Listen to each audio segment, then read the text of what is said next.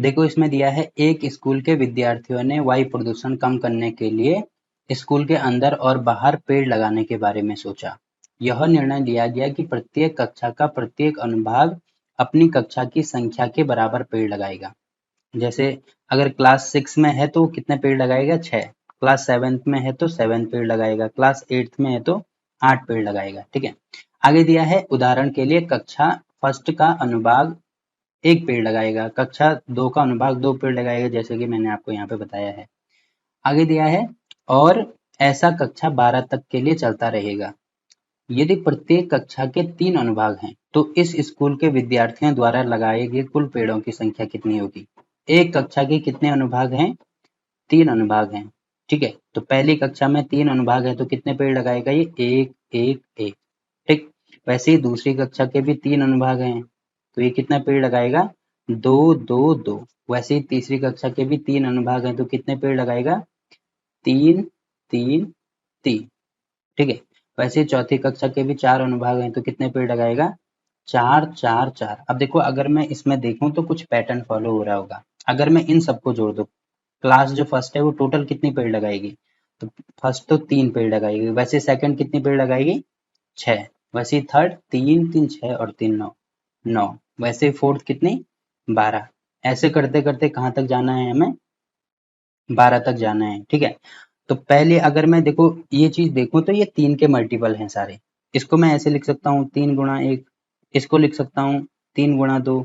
इसको लिख सकता हूँ 3 गुणा 3। इसको लिख सकता हूँ 3 गुणा 4। वैसे करते करते 12 को क्या लिख सकता हूँ मैं? 3 गुणा 12 तक जाना है तो देखो ये पहली कक्षा का, ये दूसरी कक्षा, तीसरी कक्षा, चौथी कक्षा। तो यहाँ पे भी देखो पहली कक्षा गुणा 3, 2 मतलब दूसरी कक्षा गुणा 3, यहाँ पर 3 गुणा 3। वैसे ही चौथी कक्षा में 4 गुणा 3। तो 12वीं कक्षा में कितना होगा? 12 गुणा 3 होगा, जैसे कि ये वाले पैटर्न फॉलो हो रहे हैं। ठीक है। तो अगर मैं इन सब से 3 कॉमन लेता हूँ, 3 मैंने कॉमन ले लिया तो यहाँ पे क्या क्या बचा? 1 2 3 4। ऐसे करते करते ये 12 तक जाएगा। या तो इसको ऐसे सॉल्व किया जा सकता है। अगर ऐसे सॉल्व नहीं करना है तो ये चीज आपने यहाँ पे देख ली होगी कि ये सीरीज बन रही है। ठीक है।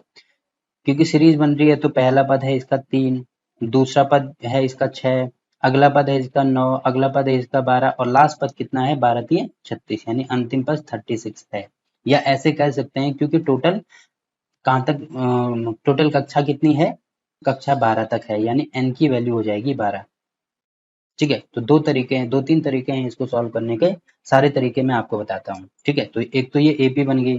तो सभी का निकालना है, इसका मतलब SN की वैल्यू मुझे निकालनी होगी। क्योंकि मैंने बोला था अगर एक सिंगल की वैल्यू निकालनी होती तो उस कंडीशन में AN की वैल्यू निकालते हैं। बट सभी का निकालना है, इसका मतलब इन सबको जोड़ना है। ठीक है। तो जोड़ने के लिए हम SN का यूज करेंगे। तो ये होगा SN बराबर n/2 into 2A plus n-1 into D। अब देखो n की वैल्यू कितनी है? टोटल कक्षाएं 12 हैं तो यानी n बराबर हो जाएगा 12। वैसे ही a की वैल्यू कितनी है? पहला पद है 3 तो यहाँ पे 3 हो जाएगा। और आखिरी पद है इसमें an बराबर 36 है तो ये हो जाएगा 36। ठीक। तो अब इसको सॉल्व करेंगे तो ये हो जाएगा 12/2 इंटू 2 इंटू a है 3 प्लस n-1 यानी 12 माइनस 1 करेंगे।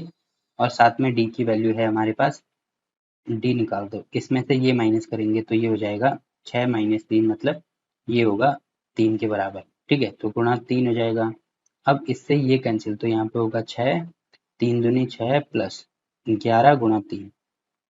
ठीक। अब इसको सॉल्व करेंगे तो 6 इंटू 6 प्लस 11 थी ये होगा 33। अब बराबर 6 गुणा 33 और 6 कितना होगा? 39 के बराबर। अब इसको गुणा करेंगे तो 9 6 54 को 4 6 3 18 और 18 और 5 कितना होगा? 23 के बराबर। तो ये आ रहा है 223 के बराबर। या इसको डायरेक्ट भी कर सकते हैं। दूसरा फॉर्मूला होता है SN का n/2 इंटू पहला पद प्लस आखिरी पद। तो आखिरी पद तो है इसमें 36।